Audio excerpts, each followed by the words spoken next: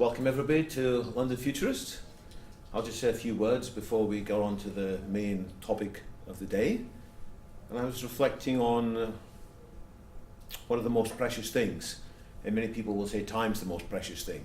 And looking around the room, I can see that many people have chosen to do something else with their time on this glorious Saturday afternoon. And I have some sympathy with them choosing to do something else, because time is short and good time is short. So that's why many people said that the most important skill to have is time management. But other people come along and say, very plausibly, it's not what time we have available to us, it's the amount of energy and focus that we can bring. And so that even more important skill than time management is energy management. Are we fit enough and strong enough physically, intellectually, emotionally, spiritually? And I think that's correct. And if it's true for us as individuals, it's even more true for us as a society, for us as a species. How well are we managing our energy? And we've sort of taken it for granted that there will be lots of good energy available for us to do everything we want, but it's becoming increasingly clear over the last few decades that actually, unless we change how we're managing energy, we will end up in a situation when we bitterly regret our mismanagement of energy. And so more and more people, rightly, are asking, how can we transition from our current energy systems, which have served us well in many ways, into a sustainable energy system? And in London Futurists, we've addressed this topic 3 times now in meetings and in lots of other side discussions as well. And I have to say, many people despair at these discussions about energy. They feel it's sort of obvious what needs to be done, but we're just incapable of doing it. It's obvious that we need to move somehow to more renewable, sustainable energies, but somehow we're caught in systems of inertia, we're caught in momentum, which is difficult to change. And therefore, people say, the problem with this whole debate, it's sort of insane. And I noticed that Mathijs, you mentioning in the title of your presentation, it's a plea for sanity. Yeah. And I would say probably the most important thing to manage, the most important thing to bring into this discussion isn't just our time and even our own energy, it's sanity. How can we escape from the prevailing dysfunctional patterns of thinking that are preventing us from seeing the options more clearly, not only as to what is possible, but how we might transition. So for all these reasons, when I heard that Mathijs was available to come and talk on this with an unusual, but I think a very well considered point of view, I was very glad that he was able to come and talk to London Futurists. So I'll let him introduce himself. He's a very strong rationalist. He's very strong at focusing on real solutions as opposed to just hypothetical solutions. So I encourage you all, take a seat and get ready for a plea for sanity. Thank you very much. Climate Zero Hour, it has arrived. So let me move over to here because I'm constantly staring into the glare. It's a little more comfortable from up here. My name is Mathijs Beckers, I'm from the Netherlands. I've been working on energy problems for about 7 years now. Started from the perspective of someone who wanted to realize a home which was fully off-grid, building solar powers, using solar heating, cutting off the gas line, and doing that. But during my calculations, I concluded that it was far more easier said than done. So at first I started expanding my calculations. I went up to a city level, then I went up to a country level, and eventually I started doing world scale calculations, and I figured, well, some figures aren't adding up. I looked at all sorts of scenarios, amongst which one of your own countries, can't recall the name, but in this country a group of lords from the House of Lords, obviously, wrote an Apollo program. So that was the first one I considered. I thought that it was far too optimistic. Then I regarded the Solutions Project by Mark C. Jacobson, a Stanford University professor, and concluded that was bollocks as well. So that was back in 2013, so that's about 5 years ago. And I wasn't really anti-nuclear then, even though Fukushima lingered in the back of my head. It just happened 2 years ago. But I thought, you know what, let's consider it and see where we get. And in the end, well, here I am, standing in front of you, trying to convince you to look further than some narratives that are available on the internet and on TV. So my main focus is climate change, naturally. I'm very worried about climate change. I say all that and, because, well, we all speak about temperature rise, we speak about sea level rise, instability, crop famine, you name it. But what you see here are the wall, I hope, stays in place. What you see here is phytoplankton. Phytoplankton is basically the bottom of the pyramid in all life on the planet. And these little creatures, they form shells. They are photosynthetic life forms, which provide about 1/3 of our oxygen supply. And they are the best way of storing carbon in the, or they are the best method of storing carbon permanently. So you all know Dover, right? The Castle of Dover, which is on top of those nice white cliffs. Well, that's these creatures, you see. That's all carbon, that's all calcium carbonate. So what happens is, because we keep emitting CO2, this CO2 at the oceans, at the sea level, at the ocean surface, goes into solution, and when it goes into solution, carbonic acid is created. So it's the stuff where our fizzy drinks come from, that's the same stuff that's carbonic acid. So these critters need carbonate ions to build their shells. They are made out of calcium carbonate and magnesium carbonate. Now, if the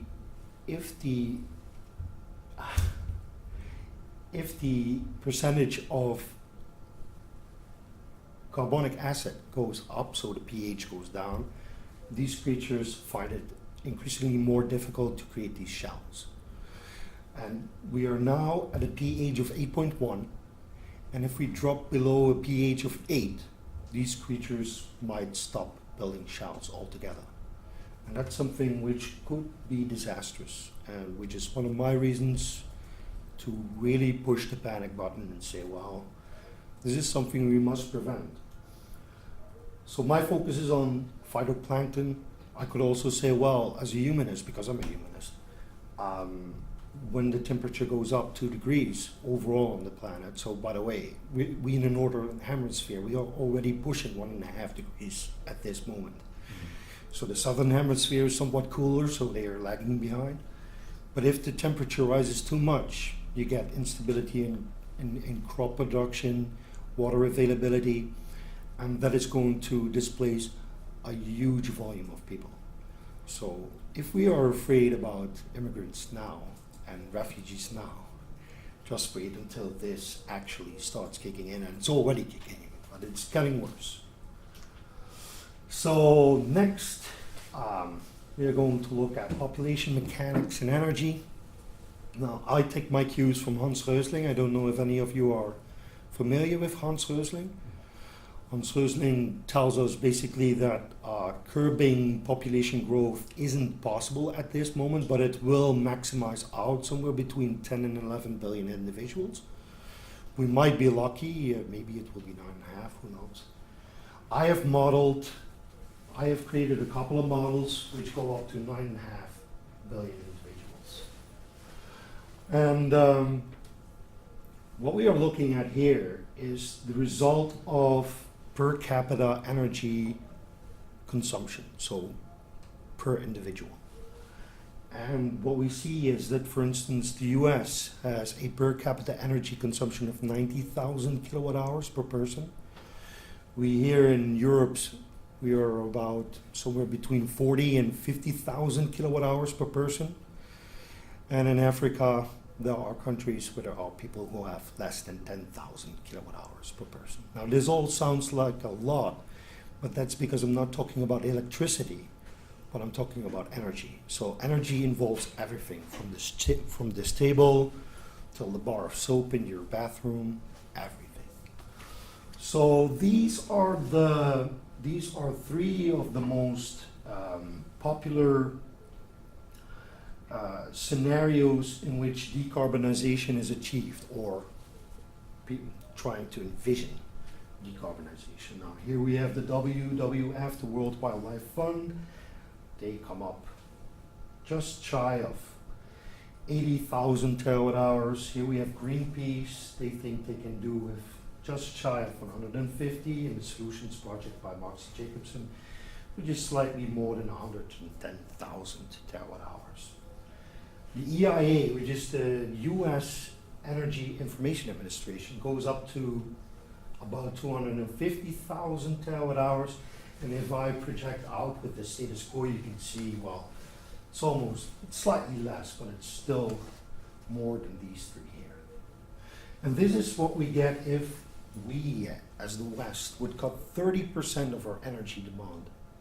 So think away 1/3 of all the tables in the room and 1/3 of all the chairs and one of those bottles. We start doing the stuff we are promising to do all these years but fail to do. Well, and the non-OECD countries, which is basically everything without the US, without North America, Europe, and Japan. So all the rest is the non-OECD. And you end up skyrocketing up towards 350,000 terawatt hours of primary energy. Just to give you some perspective, electricity production all over the planet is half of 50,000. It's almost 25,000 terawatt hours. So if we want to electrify everything, we should improve our electricity production by a factor of 10, just to get somewhere near here. And well, I don't like to talk about this because this is not going to provide a good future for people in the non-OECD. This is just aimed at us cutting energy, not at Africa building more energy plants, not aimed at more energy for Asians, South Americans. Forget about it. So here's the same graph again, but here I differentiate between the non-OECD and the OECD, just to give you an indication of how well they are doing. This is what we could potentially do, so we could decrease from there to there. But in the bigger picture, those 2 billion people who are coming on top of the 5.5 billion people which live in Africa, Asia, and South America. This is going to be our biggest problem. And it's our problem. It's not just their problem. Climate change doesn't know any borders. It just happens. It's a global problem. So I'm not anti-renewable. Let me preface that. I am for renewables. I think we should deploy as much solar, as much wind, as much geothermal, and as much hydro as we possibly can, within certain bounds, of course. But if you are searching for literature on why 100% renewable doesn't work, I've written my own book on it. I'm not going to put it here, but I suggest you look up those papers. They are very good. And here is here's Mark C. Jacobson. So Mark C. Jacobson has written a paper to which this is a direct response. And you see he has chosen to single out Christopher Clack, who was the main author of Clack et al. 2017, and file a lawsuit because he thought there was libel in the paper, which was obviously not true. I've read both papers. I wrote a critique on this paper. I assessed this paper. I read that paper. So what he was doing there, he was just deflecting, trying to save face, and in the end, he retracted, which was probably what his solicitor told him to do, or his, what is it, barrister in the UK. Well, we have both. Yeah, so but the solicitor doesn't help you in the courtroom, right? No, the barrister does that. Okay. So in this case, it was probably his lawyer. I also want to tell you something about anti-nuclear mantras. So here are the standard arguments. I'm not going to enunciate them all, but below here you can see Peter Lang has written an excellent piece which refutes this point, as is the ETA Nuclear Cost Drivers Project Summary Report, which is written by Kirsty Gogan, who is a Brit as well. She's from Oxford, if I'm not mistaken. Needless to say, these things aren't always untrue. They are untrue to a degree, but especially nuclear means bombs. That's a thing that is pretty dear to me. Trying to make a bomb out of plutonium that comes out of a reactor is like trying to get drunk on 0.0 phony beer. It's like, I don't know which brands do you have? We have. Is it Carlsberg? Do you have Carlsberg 0% or Foster's 0 or? Well, plenty of quotes alcohol-free beers, but mostly lagers. But they're actually alcohol-free, right? Yeah. Yeah. It's like trying to get drunk on those. The plutonium which comes out of nuclear reactors simply is not of the grade that you could use for bombs. It's easier to enrich uranium to create bombs than to extract plutonium from nuclear reactors in order to make bombs. Unless you keep the uranium rods in the reactor for a very short period, but that would show up. It would light up the plant. Everybody would know it. So, and we have the non-proliferation treaty. So, people will be watching you like a hawk. This is pretty straightforward as well. Fixing contemporary nuclear energy. I'm not opposed to light water reactors. So, for instance, Great Britain doesn't have a great many light water reactors. You mostly have gas cooled reactors. They're fine as well. But for instance, you're building an EPR at this moment. It's not really a cheap project. It's simply C. But I did a calculation for the total cost. So the problem with cost in terms of nuclear is the time people take to allow for depreciation, for instance. Most of the companies put it at 20 years, while the plant has an operational life of 60 years. So if you account for 60 years, then it all of a sudden starts to look pretty cheap. These are all pretty obvious things. So build as big as possible is not necessarily true. I mean, I'm also a fan of small modular reactors. But if you can build a big one and you can afford it, you should, because you just saw what problems we are up against. We are going to need every big punch we can land against carbon-based fuels. So. And the biggest mistake made at Hinkley C, they didn't fix the price. So they promised you a plant which was significantly cheaper than the one you were getting. But that's because they didn't fix the price. The design wasn't finished when they started the whole project. They kept moving the goalposts, so the project got longer and longer and longer. So, which means that you need to finance all that time and all those people working on the design, and that makes it more expensive. It's really not a smart thing to do. So I applaud the Brits for continuing with the project. We are really going to need the plant regardless of how much it's going to cost, and I understand that Wilfa B is going to be even more expensive at somewhere between 20 and 25 billion, which is a smaller plant than Hinkley C. But on the other hand, let's be fair, the Brits can carry the load. We can't expect Senegal to do this, for instance. It sounds patronizing, but you know. No, that's reasonable.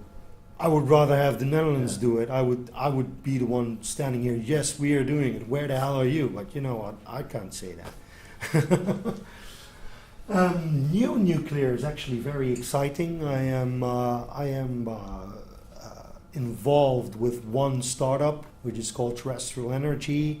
They're not my bosses. They don't tell me what to say, but they curate what I write. So I have a they have a blog, and they have me over as a guest blogger. They pay me a little money per blog, so I'm honest about that. Full disclosure. But I'm particularly interested in small modular reactors, which can still be light water reactors or solid fuel reactors. I'm fine with that. But I'm really excited about molten salt reactors. Molten salt reactors sounds like an alien concept, I don't know. But in the 1960s, at Oak Ridge National Laboratory, the father of practically all nuclear designs, Alvin Weinberg, came up with the molten salt reactor, which is basically table salt, but then molten. It's incredibly cheap. It doesn't work like contemporary nuclear reactors. It doesn't have high pressure. It works on atmospheric pressure, but it has very high temperature, which gives us the benefit of it being able to desalinate water, help us with decarbonizing steel making, cement and concrete, and fertilizer. And then there's the versatility argument. The molten salt reactor can be configured to use the uranium which we use now today. They can also be configured as thorium breeders, and they can be configured to get rid of all that waste people keep nagging about. So it's always this issue, and mainly in politics. High-level waste. Yeah, mainly in politics. Yeah, high level waste, of course, actinides, transuranics. Yeah. So most politicians like to make a very big problem out of nuclear waste, right? I mean, that's like the core argument of anybody who doesn't really like nuclear. It's always, what about the waste, you know? But if I would take all the waste on the planet, the nuclear waste, and I would build a pyramid of it, it would be smaller than the Empire State Building in New York, volume-wise. It's even weirder. All the uranium and all the thorium we can extract from the seas and from the earth.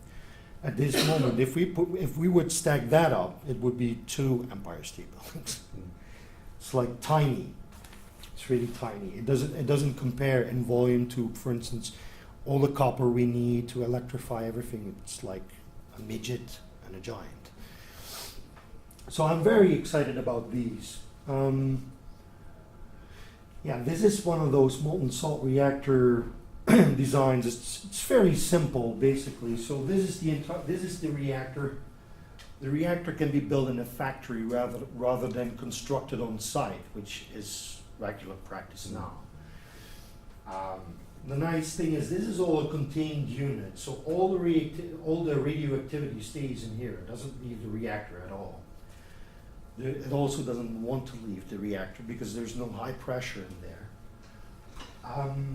The heat exchangers are in the unit, the motors are on top of the unit, and there's a secondary heat exchanger here and a tertiary heat exchanger here. And eventually you can make steam with which you can generate electricity. Now the nice thing about the core itself is basically that it's a solid core with channels inside of them. So normally you normally have a swimming pool of water in which you lower all these fuel assemblies. So normal nuclear fuel is solid. Here the fuel is a liquid, so it's being pumped around through the core and does its magic there. I don't know if any of you actually know how nuclear fission works. You too? We're good with it. Roughly. Well, I can draw it out on the It's board. salt later on. corrosive to the materials. Yes, the salt is corrosive. So what happens is, well, the corrosion isn't a problem, because as long as you keep the reduction agents out, there's no corrosion, which means that you have to make sure that there's no oxygen in the system. That's all. Oxygen or water. That's a no-no. So the corrosion issues are minimal. But there's warping issues in the graphite. So the graphite soaks up some neutrons, and the graphite also soaks up some fission products. Plus it contracts, it expands and contracts continuously. So there is an issue with the structural integrity of the core, mainly of the graphite core, not so much the core unit. So right now they say, well, this has an operational lifetime of about 7 years. So what happens is, after 7 years, to lift this out of the cradle, put it into a silo next to it, put a new one in, pump the fuel over, and then restart the thing. Now that they have not yet figured out how to recycle the graphite, but that's one of the core the core issues, of course. But it's better practice than we have now, because it doesn't leave us with high level waste for one. And it leaves us with much less fission products, because the fission products can be extracted, especially the neutron poisons like xenon and krypton. So the burnup is higher. So normally we use about 3% of the uranium which is present in a nuclear reactor. Now that's perhaps double. It's still not a lot. But with reprocessing, which is not the same as reprocessing as we are doing now, we can basically burn everything without leaving any high-level waste. So that's pretty good. Yeah. So the graphite that we haven't figured out how to recycle, is that still a nuclear hazard, or is that kind of... It's radioactive, yes. Okay. And So- in terms of volume, is that far higher than the kind of waste you'd expect? No, much smaller. Okay.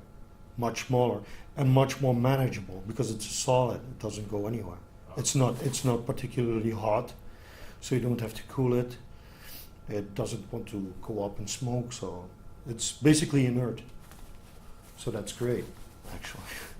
We just have to figure out how to basically crush it, filter out the fission products and the carbon-14 that is produced during operation, and then reform it into a new core. So that's ongoing research. A lot of stuff in nuclear is always ongoing research. Well, here are my strong points of nuclear. On the long run, it's pretty cheap. I think that one of those molten salt reactors may cost less than $1 billion. It's not a big unit, it's a small unit. So we're talking about 400 megawatts thermal or 190 megawatts electric. So big units are like 1,000 megawatts or a gigawatt. They come in at $5 billion, $6 billion, if they are on budget.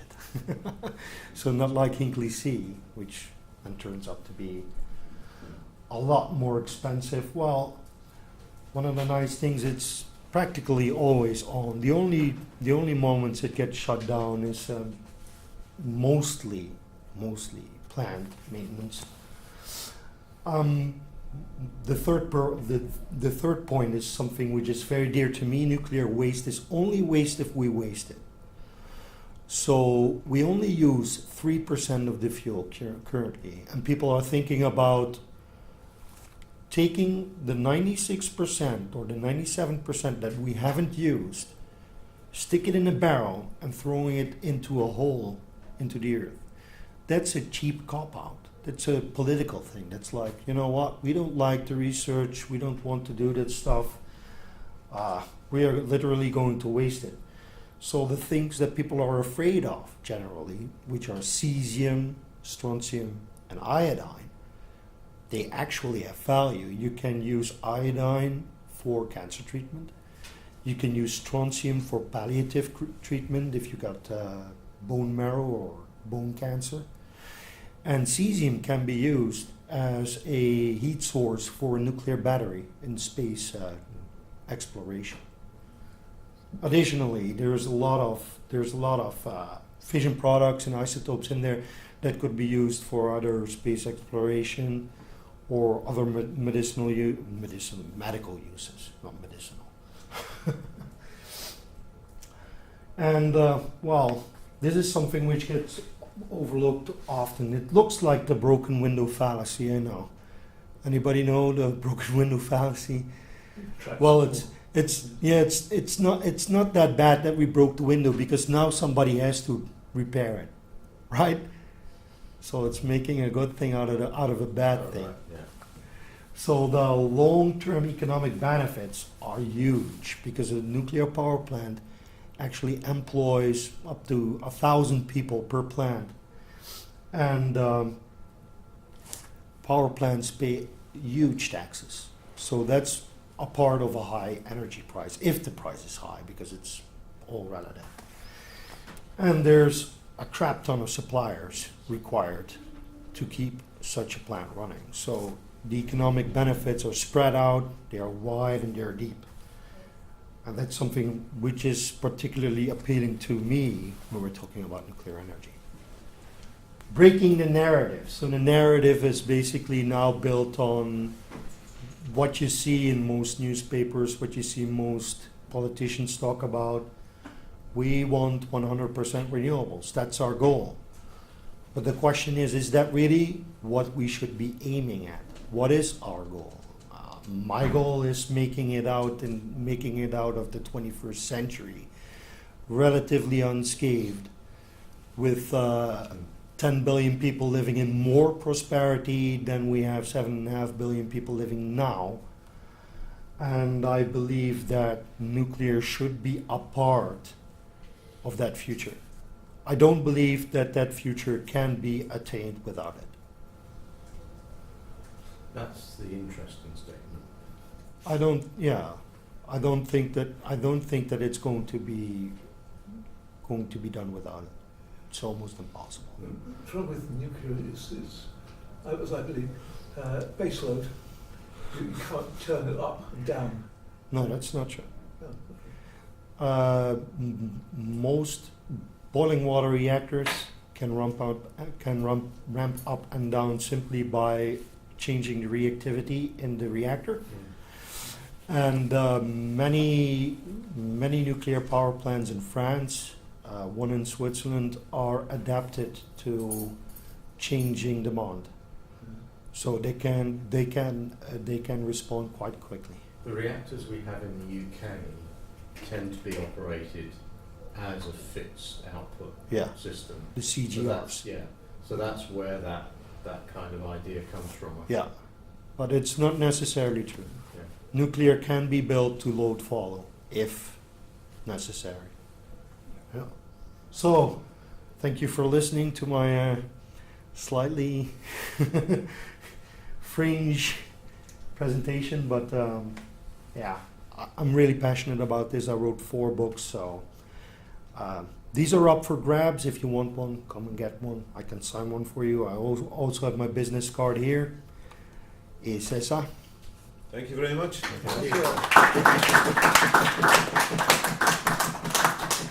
How much are you selling the books for? Nothing. Nothing. These Well.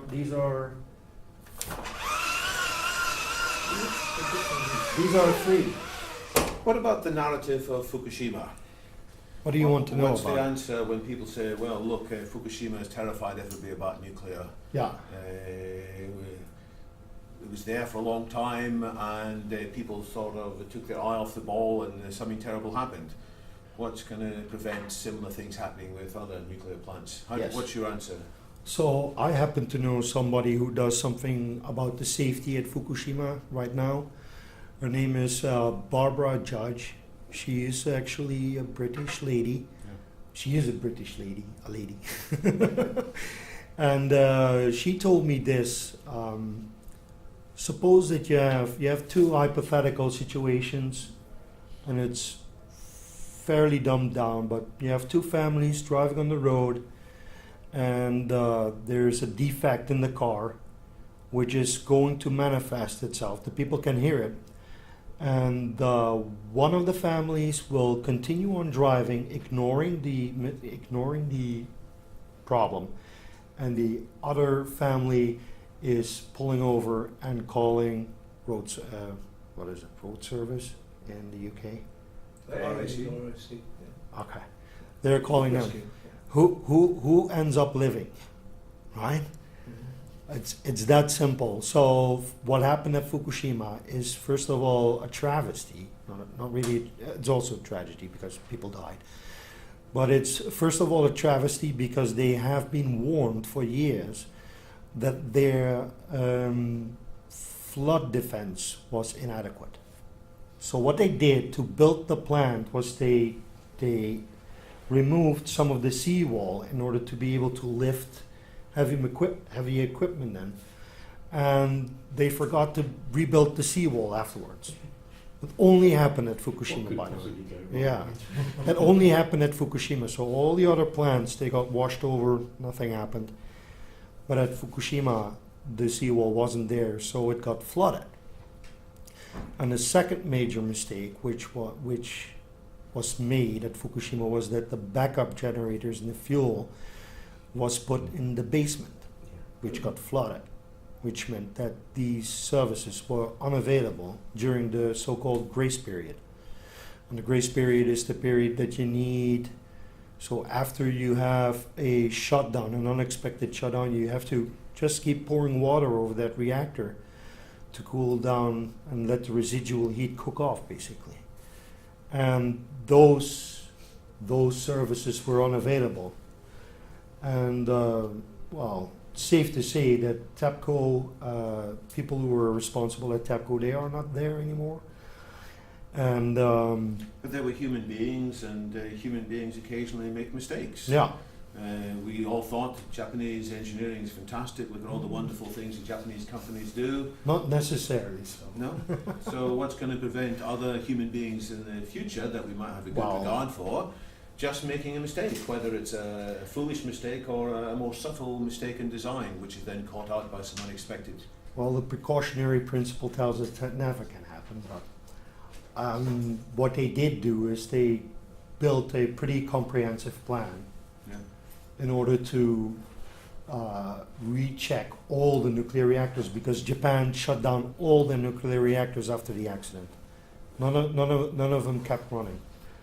And they kept shut down for years afterwards. So they are now in the process of restarting those reactors, but not unless they qualify for restarting. So there needs to be a lot of some reactor facilities really needed augmentation.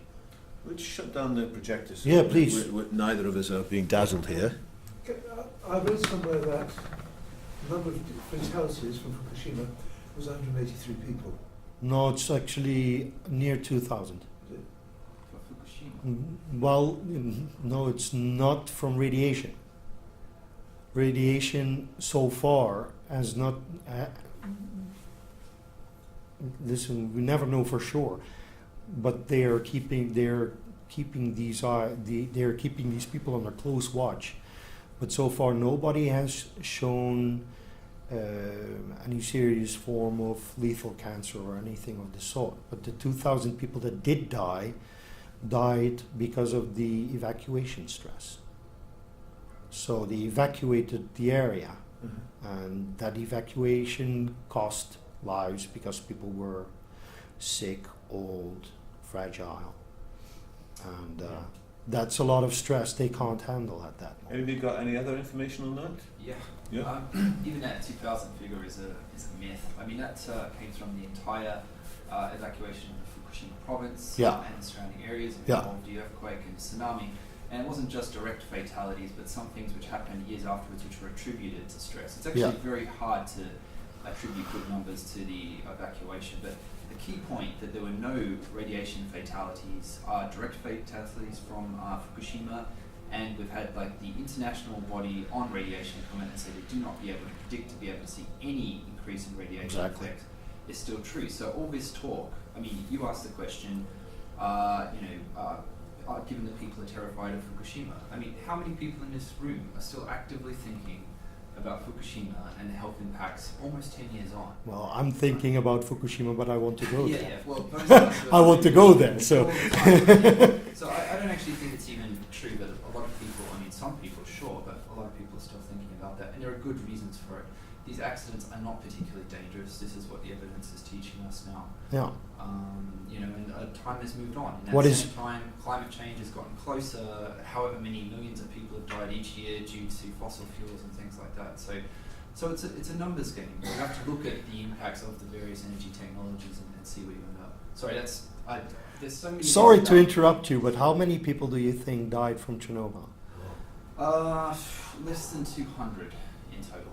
They say that some people say 4,000, but they misread that. Yeah. It's actually 4,000 possible cases of treatable thyroid cancer, Yeah. of which less than 9% actually die. Yeah, 50 direct fatalities, Yeah. and then a number of child thyroid cancers which followed up. But as you actually correctly pointed out, most are actually treatable. Yeah. And the radiation community periodically revisits it. The last one said something like 1% rates from doses or something like that. Can you remember that? It was a recent story. I don't know that. I've heard that. I mean, the iodine it releases only can harm children if they don't get the iodine pills. So I've heard that nobody over the age of 14. Yeah, there wasn't any iodine remediation done in the Ukraine at that time. So, but normally, we have iodine pills at home because we live downstream from the Tihange power plant. I don't know if you ever heard of it, but Oak Ridge National Laboratories have put a stamp on it and said you can just run it as designed without expecting any problems. Yet the Dutch government still distributed iodine pills, which contributes to the fervor against the Tihange power plant. So that's You had a also. question? Yeah, I have a question which maybe I missed it, but you're kind of making an argument in this general talk that nuclear is a strict requirement for I'm pretty sure. of it. reducing the levels of power that we're expecting to want to use. Yeah. We don't want to decline as a civilization. I was just wondering whether in your calculations of the amount of energy we're requiring, whether you have factored in the cost that in terms of energy or raw materials that I don't care. renewables take. And I was just going to ask, Yeah. is this something that is just taking so much energy to produce, say, a solar panel compared to with a nuclear power plant per unit of energy that you're getting in the So here's the thing. I'm thinking, do I have it on my stick? Yes or no? I don't have it on my stick, but I do know the figures by heart. They're in the book. But the point is that all of these things, which they're generating energy, but they also consumed a lot of energy in their creation. No, you shouldn't talk about consuming energy during their creation. Well, What's the right for phrase? some economics, for some economists, I don't know, is that correct? Economists. That is a very important metric. It's called energy return on energy invested. Well, what I want to know is whether it is feasible, right? Whether we extract enough materials from the ground. So here we have our Vestas. No, those were the days. Yes. 3 megawatt unit, 800 megawatt hours What kind of energy is that? per ton. But what kind of this Vestas? What is it? Wind. It's a wind, right? Sorry. For those of us who Yeah, Right. those are. Yeah, it was. This is the Sawdusters. yeah. This is the most efficient wind turbine you can build at this moment, from my own research. And we have the SunPower X22 345, which does, I almost cannot read it, say 150 megawatt hour per ton. And here's our old generation nuclear. It's a Gen 2 light water reactor. This information comes from Per Peterson.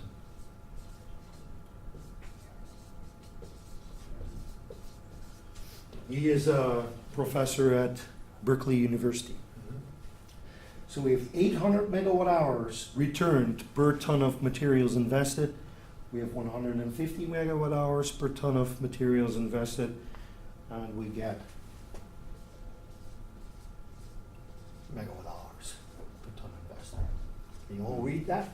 2250. So at least it's 3 times as much as the wind and 10 times more than the solar. So, for instance, another big problem is copper, right? So doesn't that just mean you have to run them for longer? Eventually they pay back. No. This is quite simple. These two have a functional lifetime of 25 years, and here comes the kicker. I've given these a capacity factor of 35% for wind and 25% for solar. This is generous. Yeah. This is generous. I've given him a lifetime of 60 years, which is not even generous because some are already pushing 80, and a actual capacity factor of 90%, which is realistic. Yeah. And then talk about copper. Copper, that's my thing. So, But just to make sure we understand the conclusion of this, so it's a certain cost to manufacture them. What is the materials target- cost. Materials cost. And are you saying that the amount of that's not factored into all the calculations about the Well, it's a factor. yeah?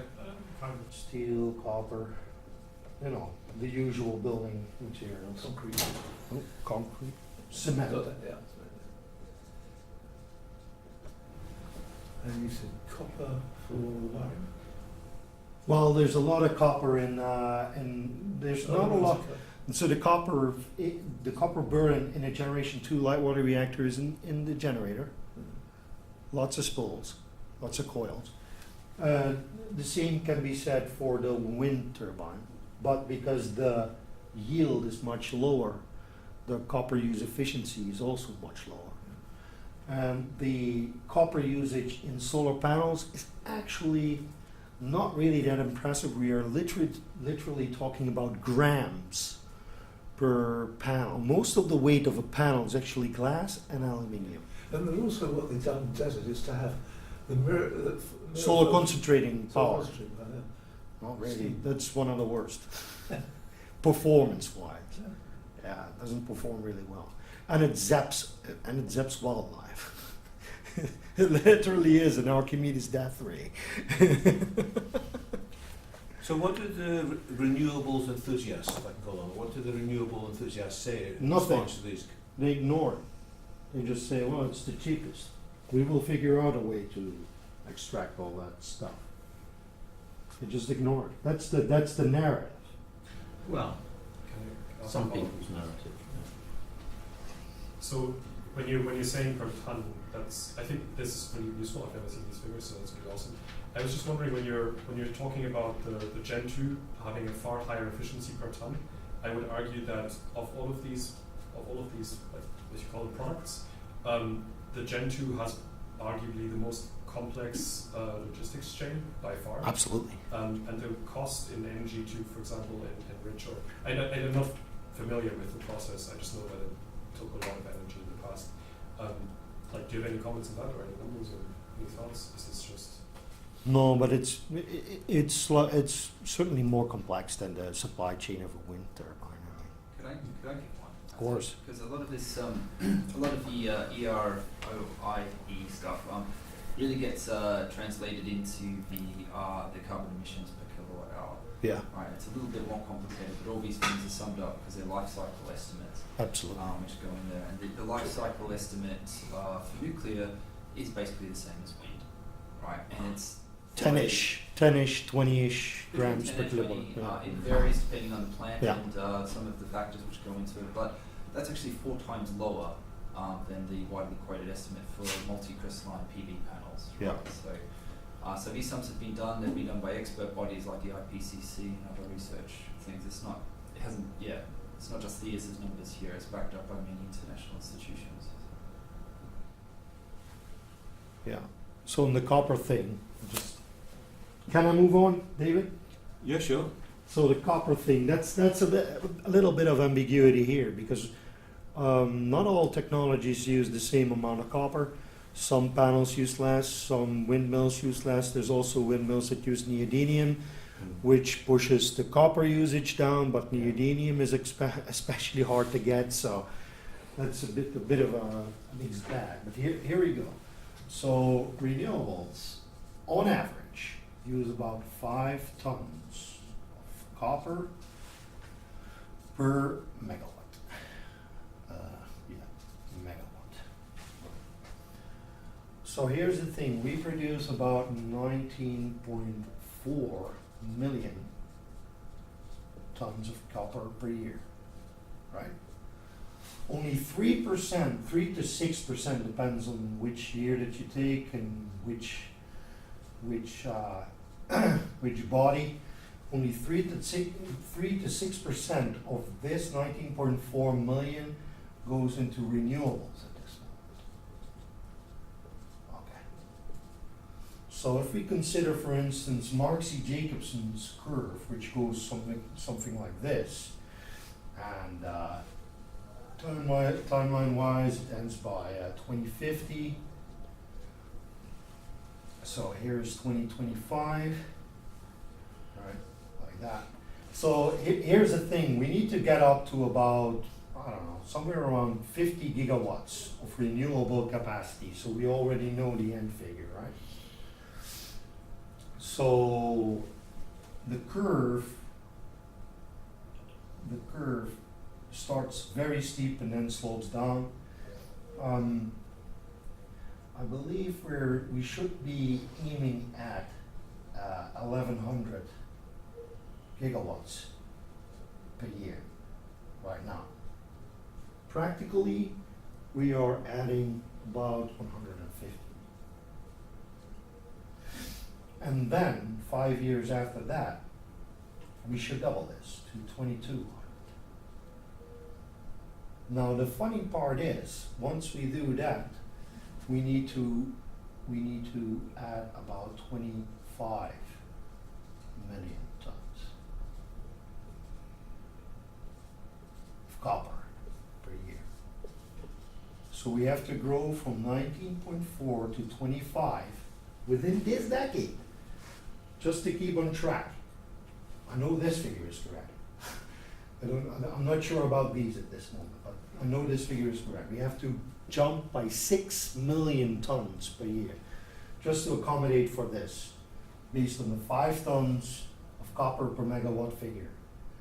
And that's going to require a sustained growth rate of 12%, I believe, which has never ever been done before. Current growth rate is somewhere below 3%.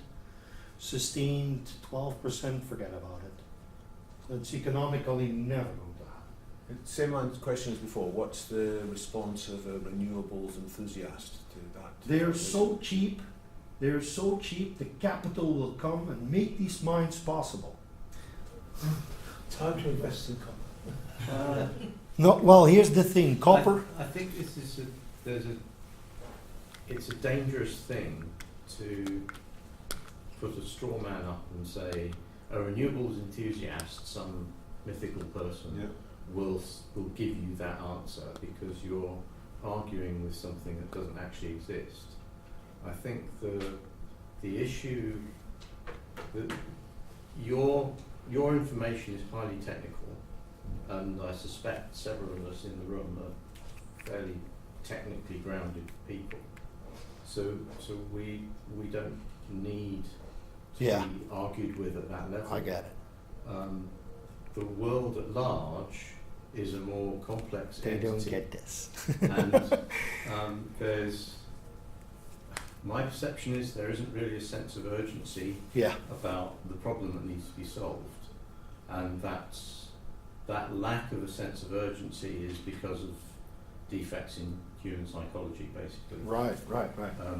So the question I would like to ask of someone is, how do we get to a rational energy system from where we are today, in terms of the way you need to persuade people that it's an investment worth making? Yeah, that's a question I'm still asking myself as well. Yeah, it's a difficult question. Because I know I know the technical arguments to, say, listen, deflate the hubris about 100% renewable, just add nuclear to the mix, bunch them together, and make sure that we learn how to deploy them in unison and work from there, right? Yeah, that's essentially what thoughtful environmentalists have been saying for decades. Yes, like Mark Linus or George Monbiot, for instance. Yeah.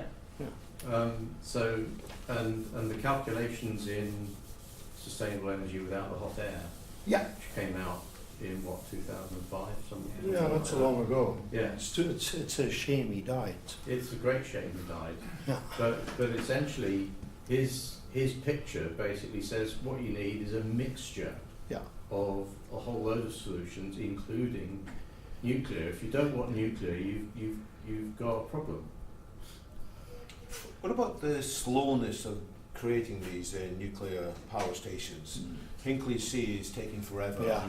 What's a better example? If that's a bad example, what's No, I did the analysis. I analyzed all the nuclear power plants ever built, and in the 60 were built within 5 years. Then there's about 225 built from 6 to 10 years, and then there's another 60 which were built way out of time. Hinkley C, kind of. So it's a very large contingent of plants which have been built within a feasible timescale. The shortest timescale is about 3.4 years. So there are plenty of better examples to Oh, absolutely. It's a very mature industry in a lot of places, but for some reason, if we look at Europe and the US, for instance, it looks like we are now in this nuclear trough, where a lot of the expertise of managing these kinds of projects is not present. So that's a problem. So Which is also your best example, where does that come from? It's at the Kawasaki plant. Yeah, Kawasaki Yeah. Unit 6 or 7. Yeah, think that was 3.2 or 3.4 years, something like that. I mean, the picture is more complicated than that. So Naturally, yeah, lead time and such. Yeah, but that's thinking about. But I mean, over time, reactors have gotten larger. So they started off maybe 200, 300 megawatts. Now the HPC first reactor is going to be 1.6 gigawatts. It's going to be a 3.2 gigawatt plant. Altogether, based on today's electricity consumption rates, if that plant was to go online tomorrow, it would provide 7% of the UK's electricity. So It's huge. Yeah, it's a massive chunk of it. Some people would say it's almost too big, actually. People who have run the numbers, they've looked at the countries which have added low CO2 generation the fastest to the mix. When you do that, nuclear and hydro by far come out on top, right? It's like No question. faster than sun, faster than wind. I mean, these wind turbines that we're talking about, average size of 3 megawatts. So, and of course, they have a capacity factor 1/3, 1/5 of a nuclear power plant. So you have to build an absolute stack of them. So you can make small additions of renewable generation quite quickly, but when you're talking about trying to decarbonise an entire electricity supply, the French basically decarbonised their entire electricity supply in 10, 15 years. Yeah, Mesmer plant. Exactly, just using nuclear. So if anything, it's the other way around, right? It's how can you add wind and solar quick enough to sort of decarbonise, right? And the answer is that you step up your capability. You simply add more capacity to add these things. Well, the same happens to be true for nuclear. We just have the track record of having been able to do it, proven in country after country which has tried it. So, I mean, there are a lot of general arguments. It's very hard to find one which really sticks. But I think Theus is absolutely right in the way he's approached this. One of the biggest problems is simply the polarization which exists in the debate. Where people are pursuing certain options can do great in wind and solar in terms of making additions, especially in the UK. but they're leaving the other incredibly important parts of the energy challenge and the climate challenge unaddressed, and nuclear is a huge part of that solution. And I mean, sorry, I shouldn't keep talking. No, but- please do. No. It's very interesting. Yeah, This well, is a dialogue. We're not. yeah, I'm not. mean, I've seen this polarization in action. I mean, this is Jeremy Gordon and myself. We're at the World Nuclear Association. We've championed the Harmony Plan, which targets nuclear to achieve 25% of electricity by the year 2050. Just 25%. Oh, wait a second. You're David. Yeah. I should have Does known. it make sense? Well, I was getting this vibe. Yeah. So, you know, we understand the complexity of the climate challenge, and that one single technology is not going to be able to solve it. Put simply, others really don't. They see good news in one area as evidence that the problem is under control when the numbers say completely the opposite. And, you know, we've had experiences with the UN bodies, the UN Environment Programme, the UNFCCC. They will not talk about nuclear. Yeah. They will not It's a mention it. taboo. If they do, it is to diss it. Right, so the leading environmental bodies in this world will not seriously consider nuclear. So that is the problem which we face. Did you see my conversation with Michael Liebreich? Probably not. It was yesterday. I think we glanced at it. Saw a bit of that. I saw a big row going on. Yeah. So what lies behind this taboo? Well, it's if you. Well, let me Go answer for it. that, because I'm not going to answer it, but I am trying to steer away from it. So I was trying to keep this presentation. I wanted to talk as little as possible about Chernobyl and Fukushima, and try to focus on what we can do to make nuclear better. So, and I think that we need to steer away from the fear factor, because it's basically a non-issue. Well, it is an issue, but it shouldn't be. So let's not feed that hydra, because it's a hydra. You cut its head off and boop, So how do you cut its head off then? just deprive it of oxygen. Petition Hollywood to stop talking about nuclear and everything negative they do. Easy. So who is Honeywood, sorry? In Hollywood. Yeah, Well, Mark Hollywood. Ruffalo is one of those people. Yeah, he is. Yeah. Leonardo DiCaprio too, but he's not really sort of that.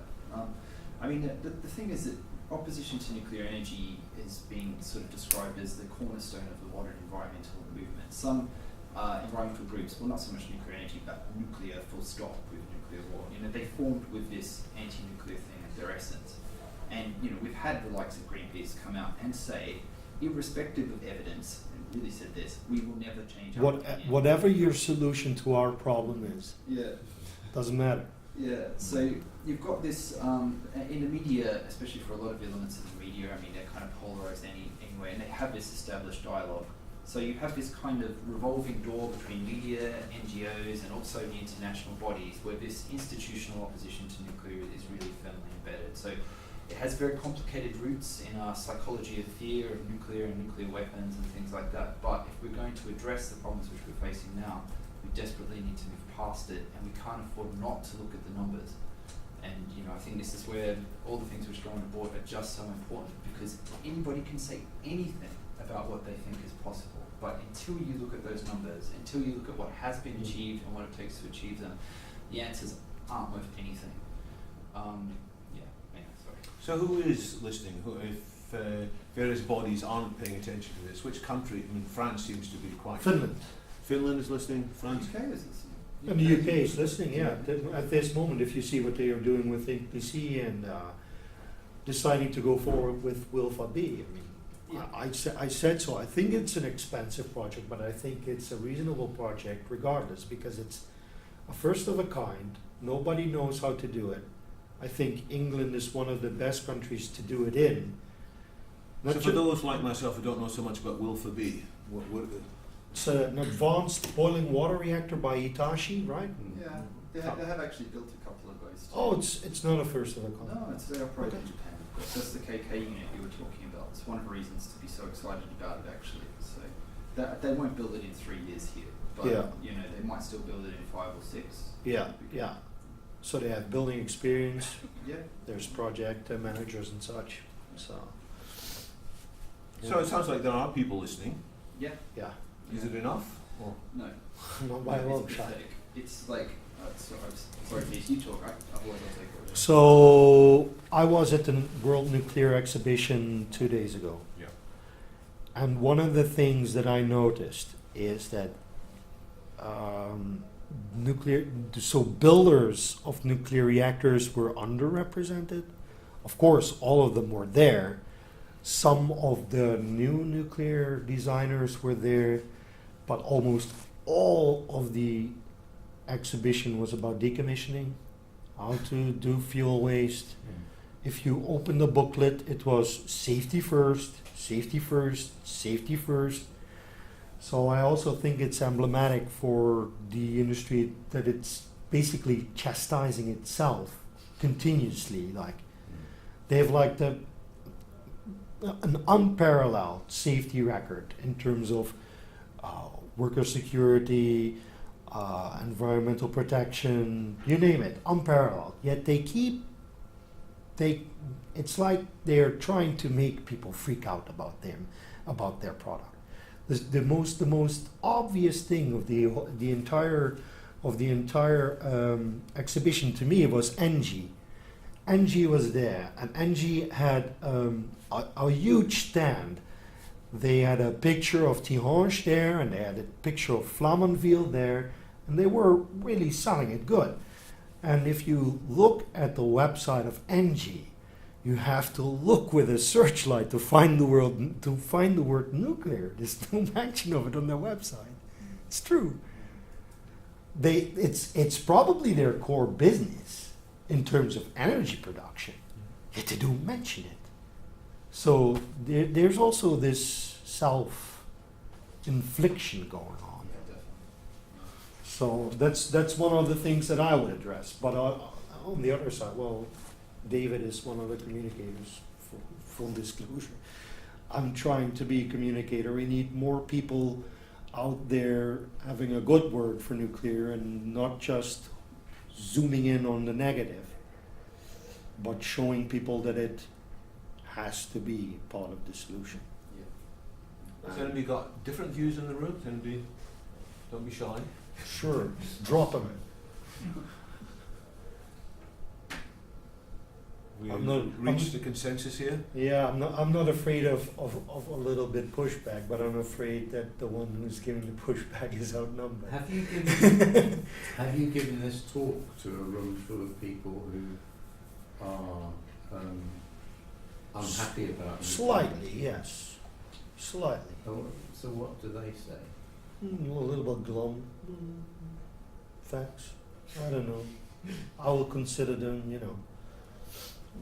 Some of them turn around, like Neil, for instance. Neil is a shared friend of ours.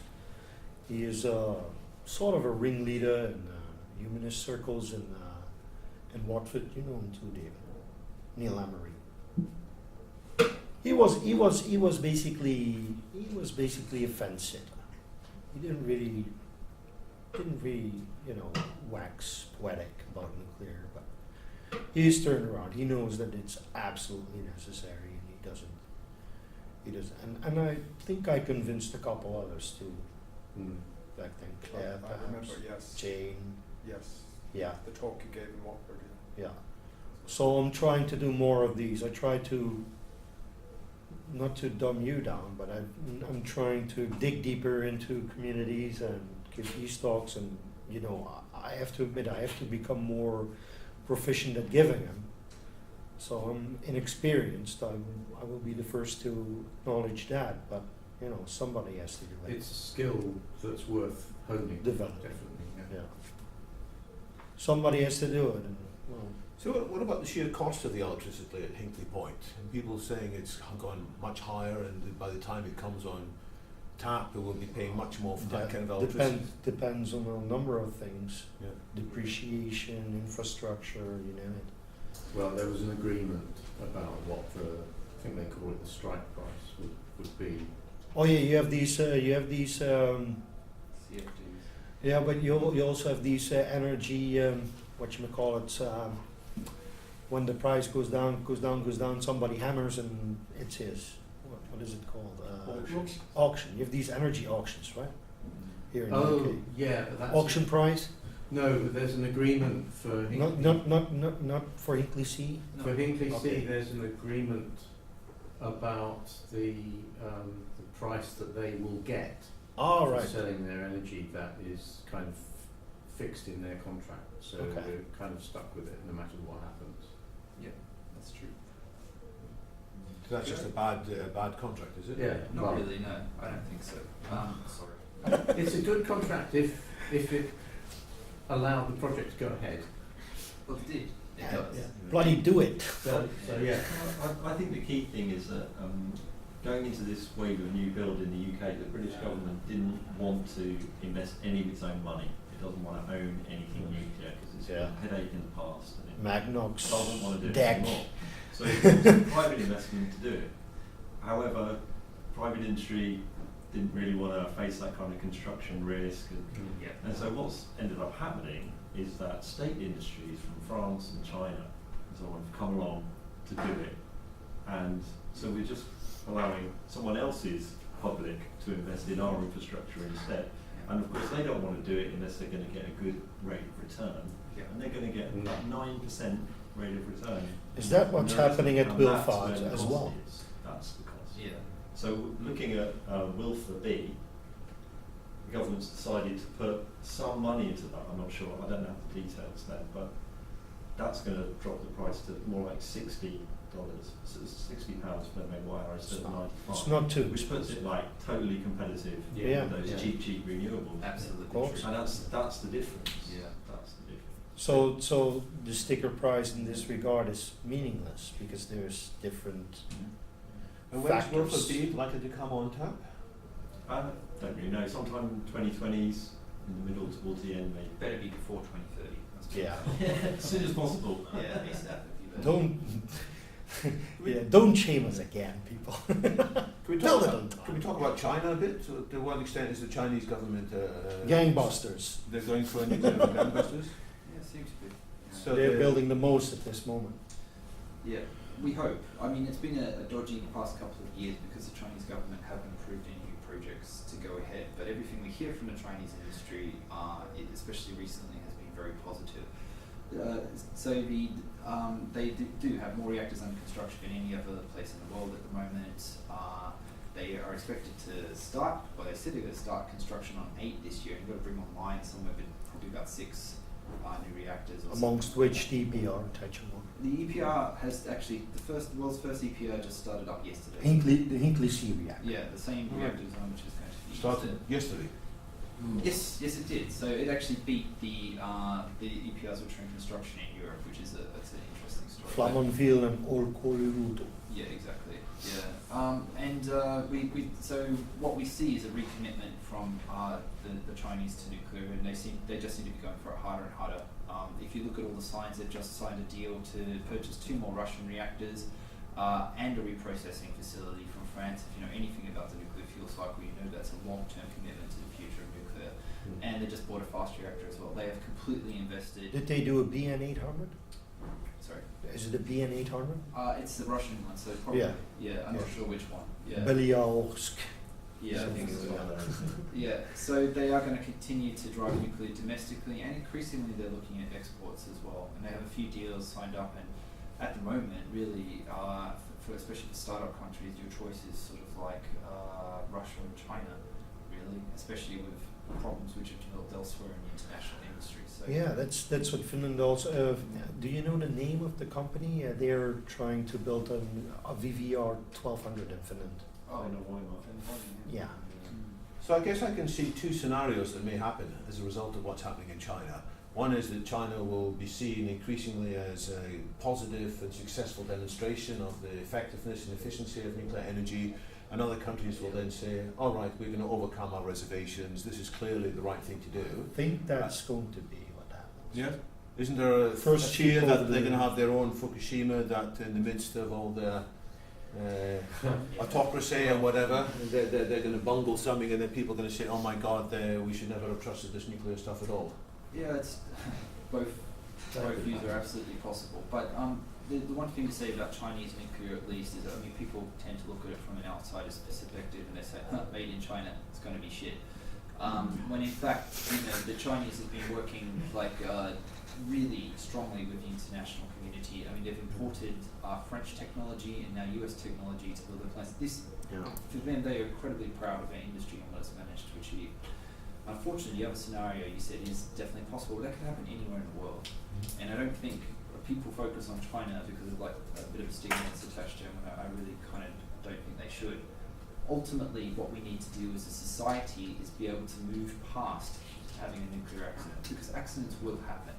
We can't get away from it, but if we continue to react to them absolutely hysterically, then we lose a lot of good progress and we set ourselves way back in terms of the environmental goals. So I think China's in a good position, and I think it's not so much that China's progress will prove to the rest of the world. What it's likely to do, and what we see happening at the moment, is actually good old-fashioned FOMO, and people are kind of looking and saying, shit, China's getting really good, leaving us behind, and people are really sort of trying to catch up and sort of do stuff about that. So, and this is really, that's what the geopolitical discussion about nuclear is about at the moment. Russia, China are running away with the nuclear game, US and Europe left with very little or closing things down. You're seeing the very first cracks in the US.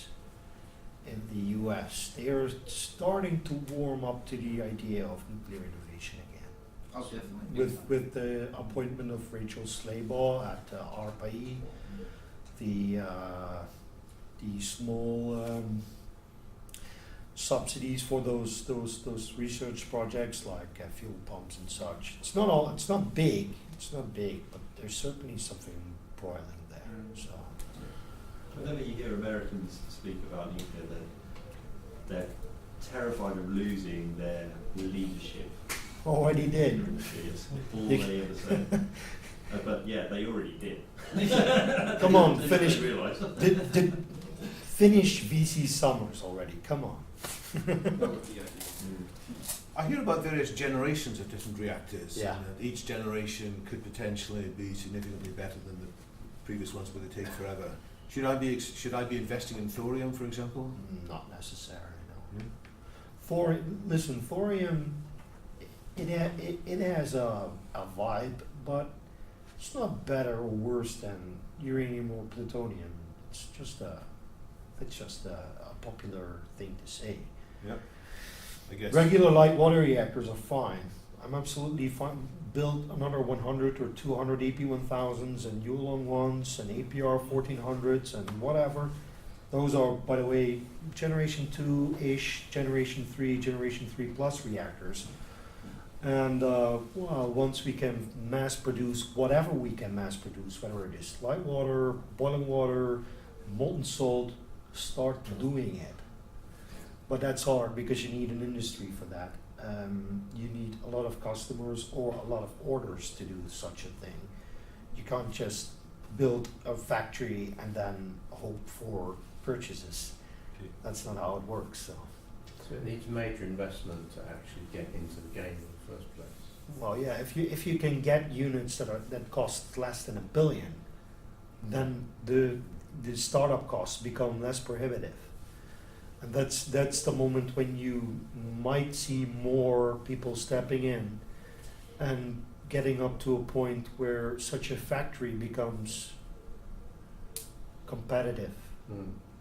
So what would motivate an organisation to decide that it... When the UK says we want to build 20 small modular reactors, So it has to that be would be it. It has to be a national policy somewhere. A national policy or a company backed up by a nation. Definitely. Yeah. It's actually one of the really interesting points of the entire nuclear debate, because a nuclear power plant and nuclear program is probably amongst the most regulated state-controlled thing you could possibly imagine. In the UK, all the sites are selected, technology has to be licensed, a site has to be licensed, and things like that. But these projects are supposed to compete in quote-unquote deregulated markets, Yeah. right? Which are which are dominated by private investors putting their capital and expected to get kind of returns. But you can't even have a nuclear program in a country without like a policy sort of stating that. And if you look at trying to introduce the technology, then there's a whole bunch of infrastructure markers which a country has to basically meet before the international community will even look at trading with you, or treating you seriously. They'll help you to reach those markets and things, but before you can buy the technology. So it does definitely have to have government sponsorship to get a nuclear program. That problem will not just solve itself, and you cannot leave it to the market to sort it out. It won't happen. I am, however, confident that once such a first step is set, then it will take over. Probably. Then once you have your first 20 built with that kind of capabilities, then there will become a wider market for it. That's a given. But we first have to get there, and let's not be overly optimistic before we reach that point. We will be somewhere at around 2030. That's very optimistic, I think. How do you regard nuclear fusion in all of this? Is this a red herring and a distraction? Yeah. Yeah. In the same way that the renewable enthusiasts say that the nuclear energy is a distraction and No, that's different. Yeah. Well, yeah, for one reason, nuclear fusion is such an exotic thing at this moment. Nuclear fission is proven. Yeah. We have 70 years experience in doing it. So there's no red herring there. We've proven that we can decarbonize countries of tens of millions of people by deploying what people now consider to be ancient technology, which in my eyes is perfect. So if you had $100 billion of budget to spend on research, you'd put all of it into I would put most of it in nuclear fusion. into fission. Yeah. Yeah, I'd put some of it on infrastructure and solar heating, but that would be it, probably. Probably something which would augment thermal processes, and I would look at transportation. Transportation of nuclear fuel. No. The that's energy costs of transportation. Yeah, transportation is the hardest by far. One of the hardest to decarbonize things. People wax poetic about BEVs, but that's a whole other can of worms. So what are we going to do with aeroplanes? I mean, how do we, that kind of question. Synthesized fuels is probably your best bet. The electric plane crashed, didn't it? So they built an electric plane and it just Well, You can do it at small scale. they could probably make a reliable electric plane, that's fine, but how do you power it? I mean, a battery is just a very low energy density carrier. So you have comparatively high weight, and you have very low energy density, which makes it basically a non-starter for an airplane. I mean, the airplane needs to be as light as possible. And how much is it? 1/3 or 1/4 of, no, 1/3 of, or half of its starting weight at the tarmac is actually fuel. I mean, and that's like 50 joules per kilogram. I mean, a battery is like 1/10 of that. And you don't even lose that weight as you fly. Yeah, and you keep dragging it along. well, that's helping against electric cars, really. You've got a huge amount of weight. This can be dragged It's a very hard problem to tackle. So of the 100 billion, you put some of it into looking at alternative means to power transport. Yeah, that's probably one of my. long cables plugged into the mains. Hyperloop.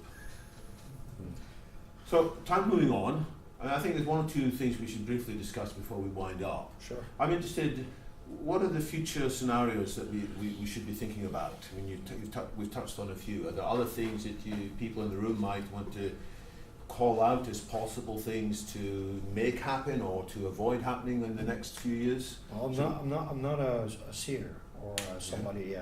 But the futurists don't But say they let's- know the future, but they see but possible let's- futures. If I consider current publications, I would say Davis et al., which You had on your slide earlier. mentioned earlier.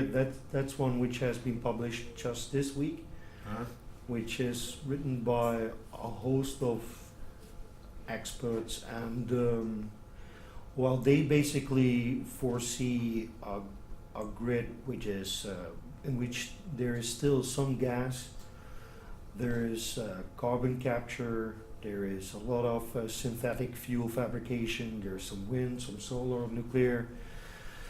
There's also demand-side response.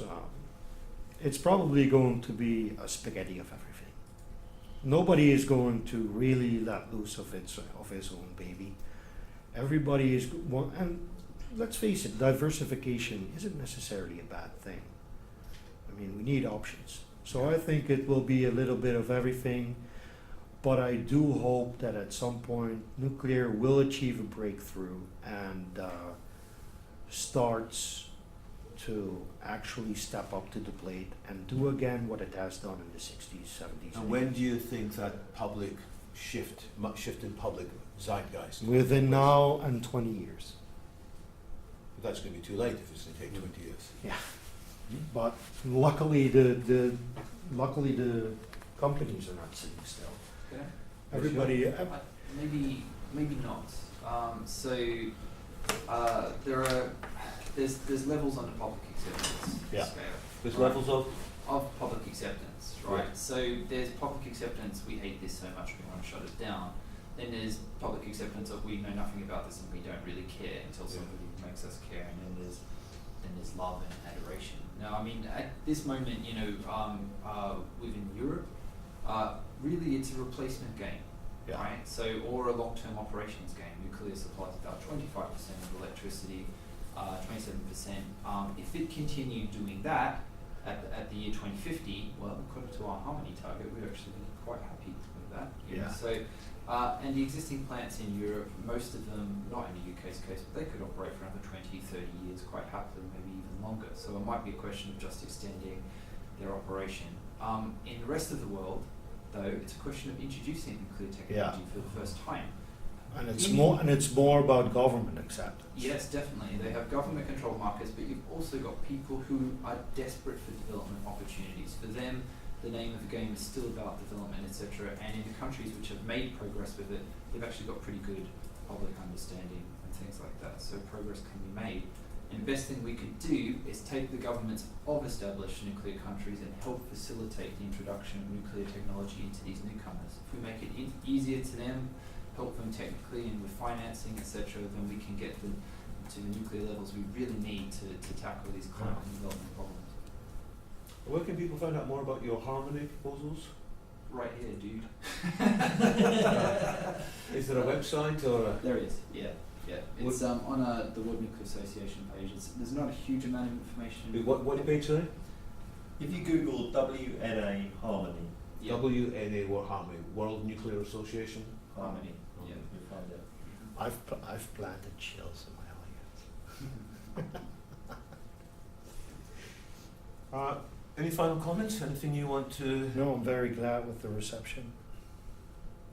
Absolutely. And, Shireen? One question, is there any person, organisation who is actively working on communicating with governments, industries, or Yes. even the public about making nuclear happen? Many different NGOs, Okay. including David's, I believe. Yeah, more or less. There are industry associations. Kirsty Gogan. Yeah. Because you got Lucent Technologies, which is run by I always forget his name. It's a Nordic one from Boston.